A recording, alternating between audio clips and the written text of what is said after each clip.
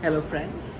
We meet once again and with a new episode of Mahabharat, the 11th episode. And I'm so proud of saying that we are slowly inching towards again the story you are most familiar with, that is the Mahan Yudh. इस वाले episode में पिछले episode में हमने कौरवों के जन्म की बात की थी।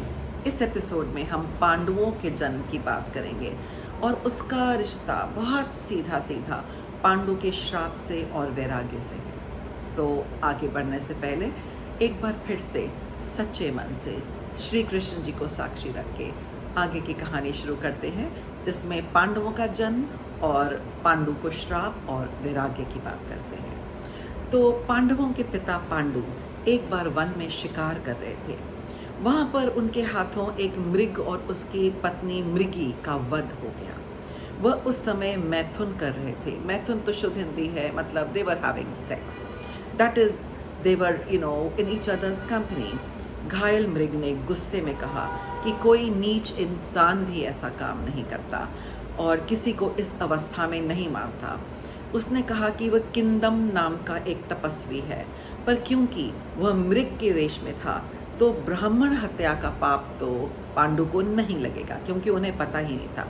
पर उसने कहा कि जिस अवस्था में आपने मुझे मारा है, मैं आपको श्राप देता हूँ कि आप जब भी अपनी पत्नी के साथ सहवास करेंगे या उसके साथ मैथुन या सेक्स करेंगे तो उसी अवस्था में आपकी मृत्यु होगी और वह पत्नी आपके साथ ही प्राण त्याग देगी, क्योंकि उसकी मृगी भी साथ ही मर गई थी।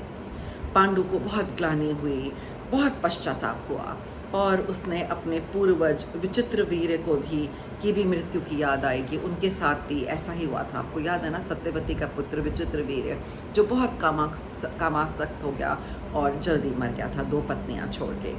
तो उन्होंने भी उसी समय संन्यास ले लिया। बहुत दुखी हुए पांडु और उन्होंने कहा मैं राजपाट सब छोड़ के संन्यास लेता हूँ। उनके साथ उनकी 2 पत्नियां थीं, कुंती और माद्री।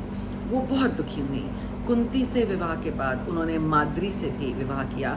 माद्री शल्य राजा की बहन थी, तो शल्य नगरी के राजा थे, उनकी बहन थी माद्री, तो बहुत बलवान राजा थे। तो माद्री बहुत दुखी हुई और उनके साथ रहने का निश्चय किया और कहा मैं यहीं रहूँगी।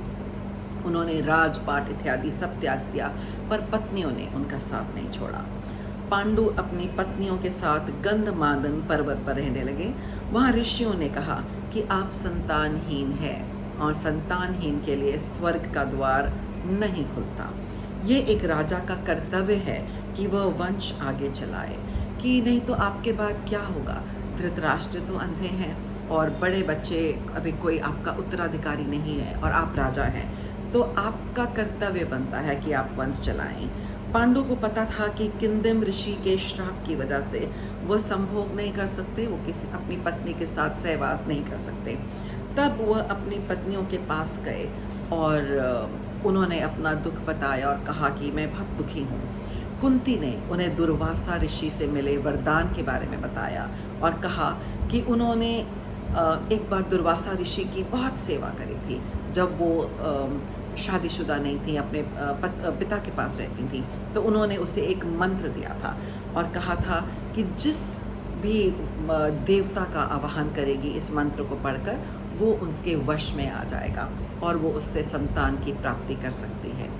इसी मंत्र से उसके हाथों गलती हो गई थी।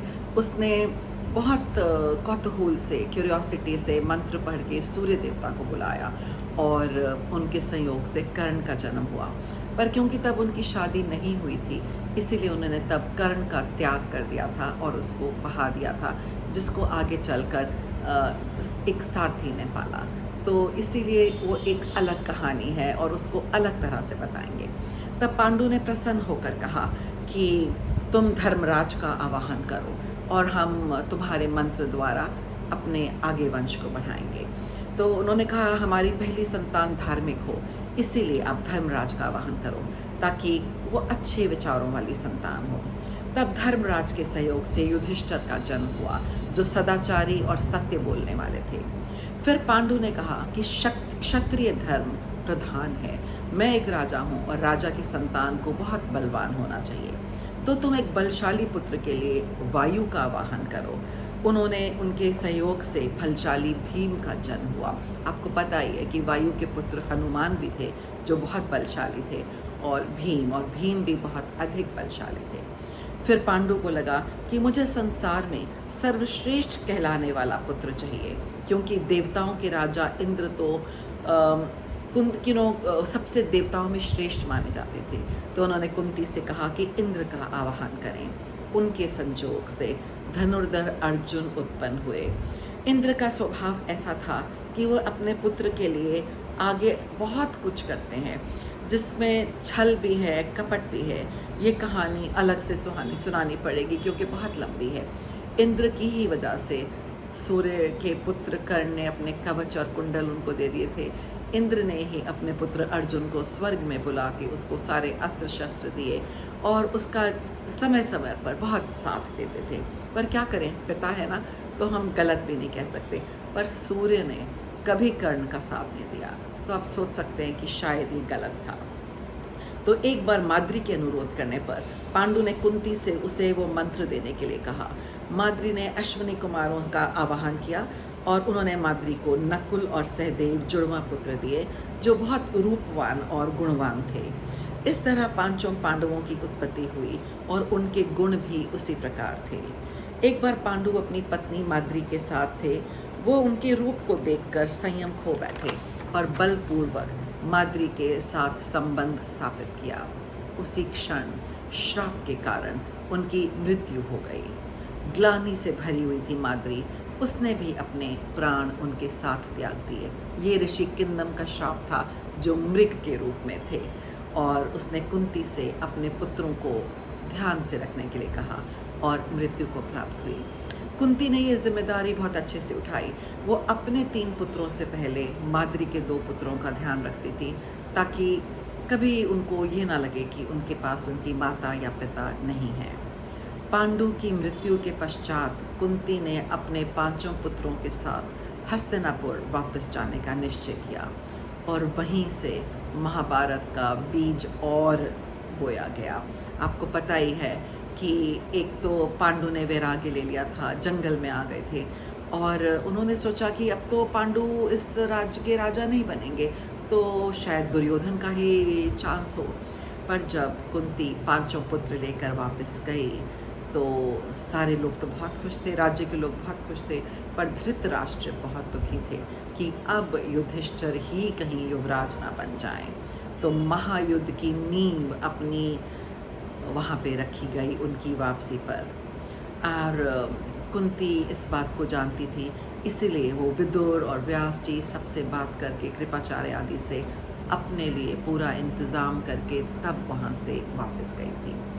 तो in the next episode, I will talk about the complications of their return and politics of the kings. बहुत ज़रूरी है जानना कि उनके वापस जाने से वहाँ पे क्या क्या हुआ और लोगों के मन में कैसे कैसे विचार आए, और एक महल की पॉलिटिक्स से उसने अपने बच्चों को कैसे बचाया। तो आगे की कहानी में आगे अगले एपिसोड में, and all of you share your thoughts with me and have a good day.